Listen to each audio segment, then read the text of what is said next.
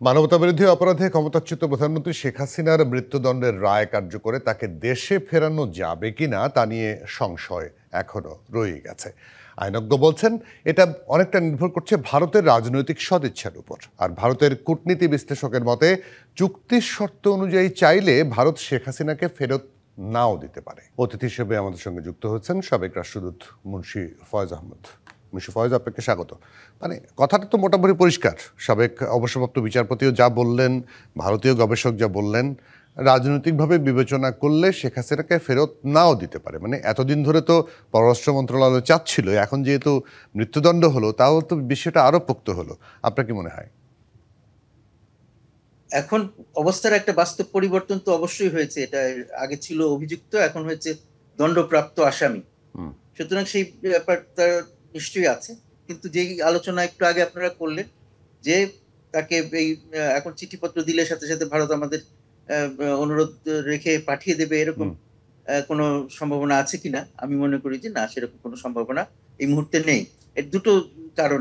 একটা হলো যে যেটা আপনারা এক্সপ্লেইন করলেন যে আমাদের এক্সট্রাডিশন ট্রিটির মধ্যে যেটা আছে, যে যদি মনে করা হয় যে এটা একটা রাজনৈতিক বিষয়, তাহলে সেখানে তারা কমপ্লাই না করার যথেষ্ট সুযোগ তাদেরকে দেওয়া হয়েছে।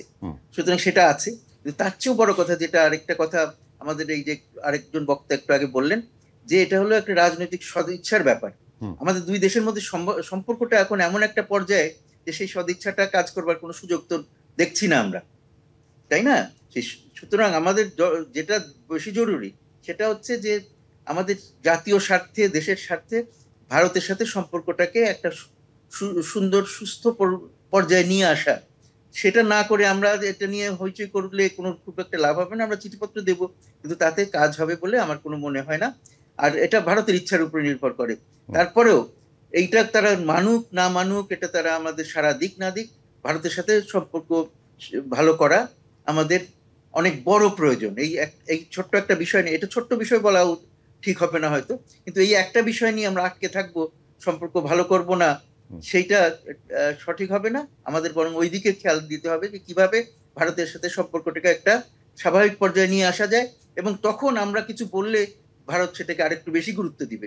এখন যেহেতু আমাদের সম্পর্ক একেবারে তলানিতে যে ঠেকেছে, এখন আমরা যাই কিছু বলি না তাকে ভারত যে খুব গুরুত্ব দিয়ে দেখবে তা নয়। তাদের একেবারে তাদের স্বার্থে যদি তারা মনে করে না এটা দিলে আমাদের কোনো ক্ষতি নাই বা আমাদের লাভ আছে, তখন তারা সেটা দিতে পারে। কিন্তু তাছাড়া তারা আমাদের স্বার্থ দেখে আমাদেরকে খুশি করার জন্য দিবে এরকম মনে করার কোনো কারণ নাই। কিন্তু সম্পর্ক ডেভেলপমেন্টের কোনো আপনি আশা দেখেন কিনা? কারণ ভারত এরই মধ্যে কয়েকবার বলেছে যে তারা আগামী নির্বাচিত সরকারের সঙ্গে কাজ করতে আগ্রহী। এই কথাটা কিন্তু পররাষ্ট্র মন্ত্রণালয় সে দেশের বারবার বলেছে।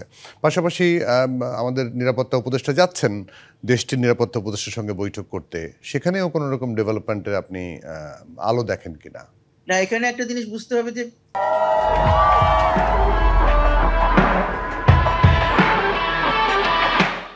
সব দেশই, খালি ভারত না, সব দেশই আমাদের আগামী সরকার কে আসবে সেটা নিয়ে চিন্তিত আছে।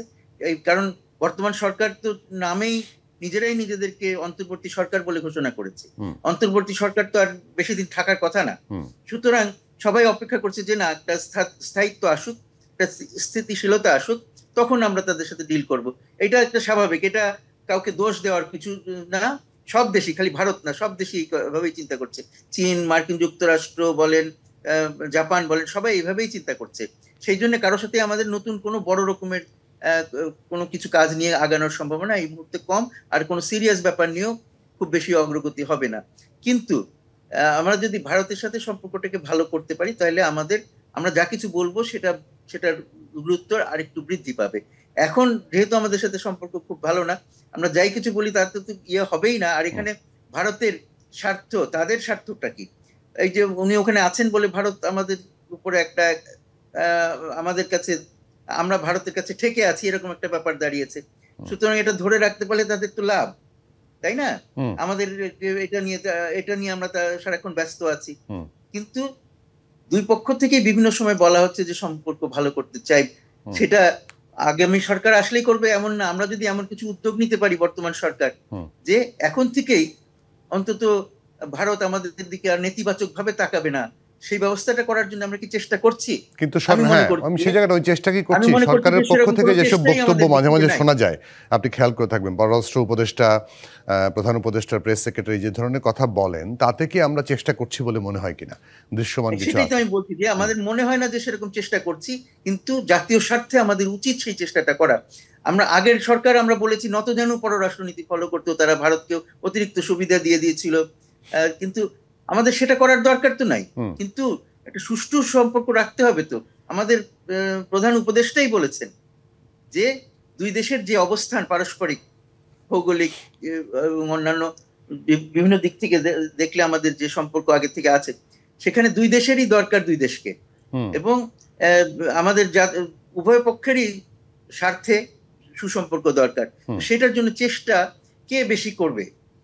ভারত চেষ্টা না করেও কারণ আমি একটা কথা বলি সবসময় আজকাল, যে ভারত বড় দেশ, তার নাকটা অনেক বড়, হুম। বারবার সে নাক কেটে নিজের নাক কেটে পরের যাত্রা ভঙ্গ পরে করতে যাত্রা পারে ভঙ্গ আমাদের। করা। হুম। কিন্তু আমাদের নাকটা তো ছোট, জি। এই জি। নাকটা একবার কাটলে আর থাকবে না। জি। সুতরাং আমরা কি এটা মাথায় রাখা উচিত। আমাদেরকে একদম আরেকটু সতর্ক একদম হয়ে কাজ পরিষ্কার করা মুন্সি দরকার না? ফয়েজ। জি, মুন্সি ফয়েজ, অনেক ধন্যবাদ, কৃতজ্ঞতা আপনাকে। আমার সময় শেষ। আপনাকে অনেক ধন্যবাদ আমাদেরকে সময় দেওয়ার ধন্যবাদ। জন্য।